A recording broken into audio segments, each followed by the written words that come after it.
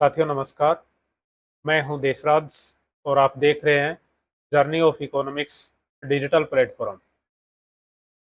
Journey of economics digital platform में आप सभी का स्वागत है। आज हम पीवाईक्यू सीरीज का पार्ट 12 पढ़ेंगे और अभी तक हमने पीवाईक्यू सीरीज के 11 पार्ट कंप्लीट कर चुके हैं, जिनका video solution journey of economics YouTube channel पर उपलब्ध है। और अभी तक 12 test journey of economics application पर पूरे कर चुके हैं। यदि अभी तक आपने पूरे टेस्ट नहीं दिए हैं तो जर्नी ऑफ इकोनॉमिक्स एप्लीकेशन पर फ्री फोल्डर में निःशुल्क रूप से आरपीएससी स्कूल व्याख्याता परीक्षा 2022 में पूछे गए प्रश्नों के 12 टेस्ट उपलब्ध हैं। उनको दीजिए और उनका डिटेल सॉल्यूशन प्राप्त करने के लिए journey of economics YouTube channel पर वीडियो हल के माध्यम से उनका सॉल्यूशन देख सकते हैं।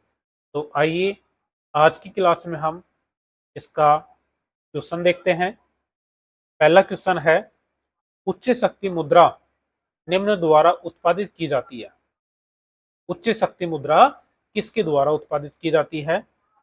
फर्स्ट विकल्प है केंद्रीय बैंक, केंद्रीय बैंक व भारत सरकार, केंद्रीय बैंक व व्यापारिक बैंक, उपरोक्त में से कोई नहीं। यहाँ पर उच्च शक्ति मुद्रा उत्पादित करते हैं केंद्रीय बैंक और भारत सरकार। भारत सरकार के द्वारा 1 रुपए का नोट जारी किया जाता है और सिक्के जारी किए जाते हैं, और केंद्रीय बैंक के द्वारा 1 रुपए से अधिक के नोट जारी किए जाते हैं। इस तरह से उच्च शक्ति मुद्रा उत्पादित करने का कार्य केंद्रीय बैंक और भारत सरकार के पास स्थित है। अतः इस प्रश्न का आंसर विकल्प सेकंड होगा। नेक्स्ट प्रश्न है, विभिन्न देशों के मध्य न्यायपूर्ण व्यापार को प्रोत्साहित करने का उद्देश्य है। अंतर्राष्ट्रीय व्यापार को प्रोत्साहित करने का मुख्य उद्देश्य जो होगा वह होगा अंतर्राष्ट्रीय व्यापार संघ का WTO, वर्ल्ड ट्रेड ऑर्गेनाइजेशन। तो इसका आंसर होगा विकल्प फर्स्ट, WTO। इसमें हम WTO, विश्व बैंक, IMF और WHO के बारे में भी कुछ जानकारी देखेंगे। सबसे पहले है WTO।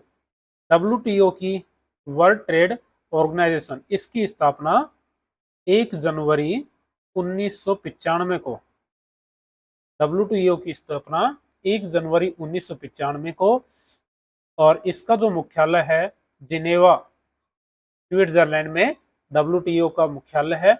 और वर्तमान में WTO में 166 सदस्य देश शामिल हैं।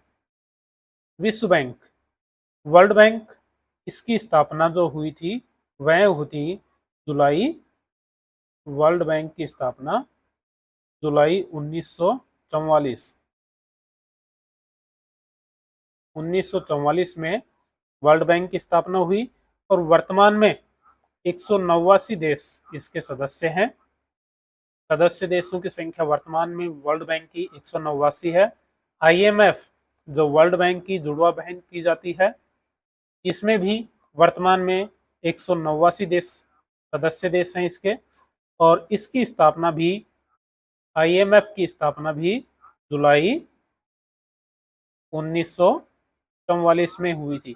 IMF इंटरनेशनल मॉनेटरी फंड, जिसकी स्थापना जुलाई 1944 में हुई थी। वर्तमान में IMF के 189 सदस्य देश हैं।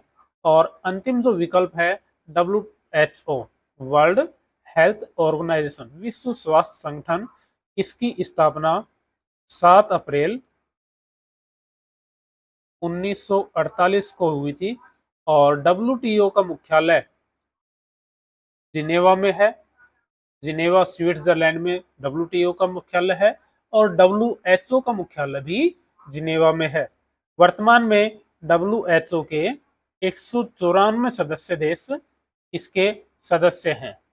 WHO के वर्तमान में 194 सदस्य हैं, WTO में 166 हैं, वर्ल्ड बैंक और IMF के सदस्य देशों की संख्या 189 है। तो विभिन्न देशों के मध्य न्यायपूर्ण व्यापार को प्रोत्साहित करने का उद्देश्य जो होता है वर्ल्ड ट्रेड ऑर्गेनाइजेशन का होता है, विश्व व्यापार संगठन। तो इस प्रश्न का आंसर हमारा होगा विकल्प फर्स्ट। नेक्स्ट क्वेश्चन है केंद्रीय प्रवृत्ति के माप से पूछा गया, निम्न संख्याओं का बहुलक ज्ञात कीजिए। निम्न संख्याओं का बहुलक ज्ञात कीजिए। जैसा कि आपको मालूम है, बहुलक एक श्रेणी में अधिकतम मान का अधिकतम मूल्यों की संख्या होती है या अधिकतम मान होता है। तो यहाँ पर संख्या है 1, 2, 3, 4, 4 और 5। सभी अंक एक एक बार आए हैं, लेकिन यहाँ पर जो 4 अंक है 2 बार आया है, अतः सर्वाधिक पुनरावृत्ति वाला अंक है 4। तो मोड होगा, बहुलक होगा 4। तो विकल्प फोर्थ इसका आंसर होगा। नेक्स्ट है निम्न संख्याओं का समांतर माध्य ज्ञात कीजिए। मीन ज्ञात करना है और मीन ज्ञात करने के लिए हम सभी संख्याओं का योग और उसमें जितनी संख्याएं हैं उनका भाग देते हैं। तो 1 + 3 + 3 + 4 + 4, तो इनको जब हम योग करेंगे तो इनका आंसर होगा 15। 15 योग होगा और संख्या है ये 5। जब 15 में 5 का भाग देंगे तो आंसर हमारा 3 होगा। तो विकल्प सेकंड यहाँ पर इसका आंसर होगा 3। समांतर माध्य 3 होगा। नेक्स्ट प्रश्न है वास्तविक एवं मौद्रिक बाजारों का एकीकरण है। वास्तविक एवं मौद्रिक बाजारों का एकीकरण है, इसका संबंध ISLM मॉडल से है, जिसमें IS वक्र दर्शाता है वास्तविक बाजार को या राजकोषीय स्थिति को, और मौद्रिक स्थिति को दर्शाता है LM कर्व। और यह इसका जो संबंध है वह है हिक्स एक्शन द्वारा दिया गया ISLM वक्र। LM मॉडल वास्तविक एवं मौद्रिक बाजार का एकीकरण को दर्शाता है, हिक्स एक्शन द्वारा दिया गया ISLM मॉडल। नेक्स्ट प्रश्न है जब मुद्रास्फीति का स्तर एक स्वीकार्य स्तर से अधिक हो जाता है तो केंद्रीय बैंक का क्या कार्य होगा। उस स्थिति में जब मुद्रास्फीति का स्तर बहुत अधिक बढ़ जाता है, स्वीकार्य स्तर से ऊपर पहुंच जाता है, तो उस स्थिति में केंद्रीय बैंक जो करेगा मार्केट से पैसे का संकुचन करेगा। और जब मार्केट से पैसे का संकुचन करना होता है तो केंद्रीय बैंक अपनी जो भी नीतिगत दरें हैं उनमें परिवर्तन करता है। तो यहाँ पर बैंक दर घटा देता है। यदि बैंक दर घटाएगा तो निश्चित रूप से मार्केट में मुद्रा का संतुलन अधिक होगा। तो इस ऐसी स्थिति में तो मुद्रास्फीति में वृद्धि होगी। बैंक दर घटाएगा, यदि बैंक दर घटाएगा तो मुद्रास्फीति में वृद्धि होगी। सेकंड विकल्प है बैंक दर बढ़ा देती है। जब मुद्रास्फीति अधिक हो जाती है तो RBI जो कार्य करेगा वह मुख्य रूप से यहाँ पर दिए गए विकल्प में है बैंक दर बढ़ा देगा। जैसे ही RBI बैंक दर बढ़ाएगा तो व्यापारिक बैंक भी अपनी बैंक दर बढ़ा देंगे। व्यापारिक बैंक जब बैंक दर बढ़ाएंगे तो सामान्य लोग बैंक से पैसा उधार कम लेंगे। पैसा उधार कम लेंगे तो मार्केट में पैसे का प्रवाह या मनी का प्रवाह कम होगा, जिससे निश्चित रूप से मुद्रास्फीति पर एक सीमा तक कंट्रोल पाया जा सकता है। अतः यहाँ पर जो आंसर होगा बैंक दर बढ़ाएगा मुद्रास्फीति की स्थिति में। नेक्स्ट प्रश्न है वित्तीय सहायता के माध्यम से गरीबी को कम करने का उद्देश्य है। वित्तीय सहायता के माध्यम से गरीबी को कम करना किसका उद्देश्य है। WTO का उद्देश्य अंतर्राष्ट्रीय व्यापार को प्रोत्साहित करना है। ICICI एक भारतीय बैंक है। विश्व बैंक और नेक्स्ट विकल्प है WHO विश्व स्वास्थ्य संगठन वर्ल्ड हेल्थ ऑर्गेनाइजेशन, इसका संबंध स्वास्थ्य सेवाओं से है। और वित्तीय सहायता का माध्यम से गरीबी को कम करना, यह मुख्य उद्देश्य होता है वर्ल्ड बैंक का। तो यहां पर जो आंसर होगा वह होगा वर्ल्ड बैंक, विश्व बैंक। नेक्स्ट प्रश्न है, जब एक अल्पाधिकारी व्यक्तिगत अपने लाभ अधिकतम करने के लिए एक उत्पादन के स्तर का चयन करता है तो वह अपनी कीमत लेता है जो अधिक होती है एकाधिकार या पूर्ण प्रतियोगिता के कीमत स्तर से, कम होती है एकाधिकार या पूर्ण प्रतियोगिता की कीमत स्तर से, प्रतियोगी बाजार के समान कीमत या एकाधिकार बाजार से कम कीमत एवं प्रतियोगी बाजार से अधिक कीमत। अल्पाधिकारी हमेशा अपनी कीमत का चयन एकाधिकार से कम करेगा और पूर्ण प्रतियोगी फर्म से अधिक रखता है। एकाधिकार बाजार में एक ही विक्रेता होता है तो वह तो अपनी कीमत को अपनी इच्छा के अकॉर्डिंग रख सकता है, और पूर्ण प्रतियोगिता में कीमत का निर्धारण बाजार के माध्यम से होता है।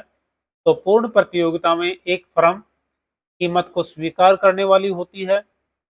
तो ऐसी स्थिति में एक अल्पाधिकारी हमेशा एकाधिकारी से अधिक, एकाधिकारी से कम और पूर्ण प्रतियोगी फर्म से या पूर्ण प्रतियोगी बाजार से अधिक कीमत का चयन करता है।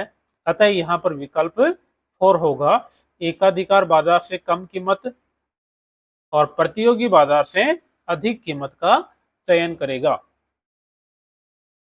नेक्स्ट है, निजी क्षेत्र के विकास हेतु एकीकृत दृष्टिकोण से विश्व बैंक समूह के साथ जुड़कर कार्य कर रहा है।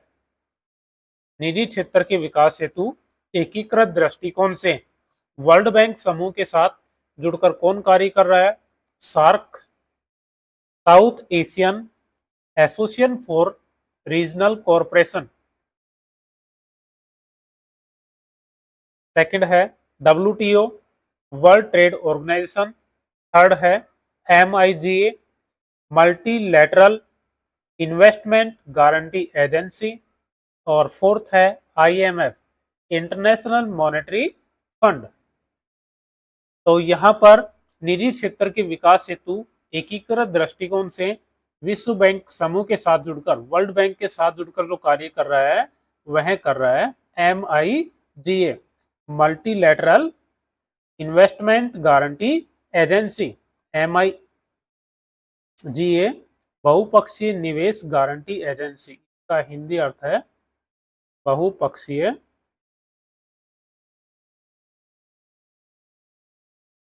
निवेश guarantee agency.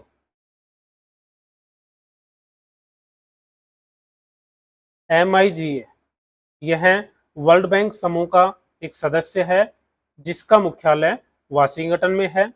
IMF, International Monetary fund, जिसमें 189 सदस्य देश हैं। WTO, World Trade Organization. और सार्क है South Asian Association for Regional Foundation, जिसकी स्थापना 8 दिसंबर 1985 को की गई। और इसमें सार्क देश में वर्तमान में 8 सदस्य देश हैं और इसका जो मुख्यालय है वह है काठमांडू। काठमांडू नेपाल में सार्क समूह का मुख्यालय है।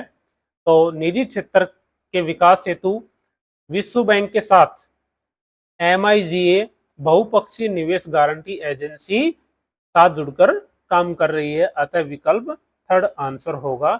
और आज का हमारा लास्ट और अंतिम प्रश्न है, कैल्डोर मॉडल के आधार पर आधारित है। कैल्डोर क्या मानते हैं? कैल्डोर मानते हैं कि तकनीकी प्रगति फलन जो कि उत्पादकता और पूंजी की वृद्धि में आपस में संबंध को बताता है। कैल्डोर कहते हैं कि तकनीकी प्रगति फलन जो है उत्पादकता और पूंजी की वृद्धि में संबंध को बताता है। जो कि दोनों ही साधनों के प्रभाव को शामिल करता है। अतः यहाँ पर कैल्डोर के अनुसार आंसर फर्स्ट होगा। कैल्डोर मॉडल के अनुसार तकनीकी प्रगति फलन जो उत्पादकता और पूंजी की वृद्धि में संबंध को बताता है और दोनों ही साधन के प्रभाव को शामिल करते हैं। तो विकल्प फर्स्ट यहाँ पर आंसर होगा। तो इस तरह से आज हमने आरपीएससी स्कूल व्याख्याता परीक्षा में पूछे गए 10 महत्वपूर्ण प्रश्नों का हल किया। साथियों, अगर यह वीडियो आपको पसंद आया है तो लाइक कीजिए, प्यारा सा कमेंट कीजिए और अपने उन दोस्तों को शेयर कीजिए जिनको अर्थशास्त्र से संबंधित क्लास की आवश्यकता है और भविष्य में इकोनॉमिक्स से संबंधित रेगुलर अपडेट प्राप्त करते रहने के लिए इस journey of economics YouTube channel को सब्सक्राइब कीजिए। धन्यवाद।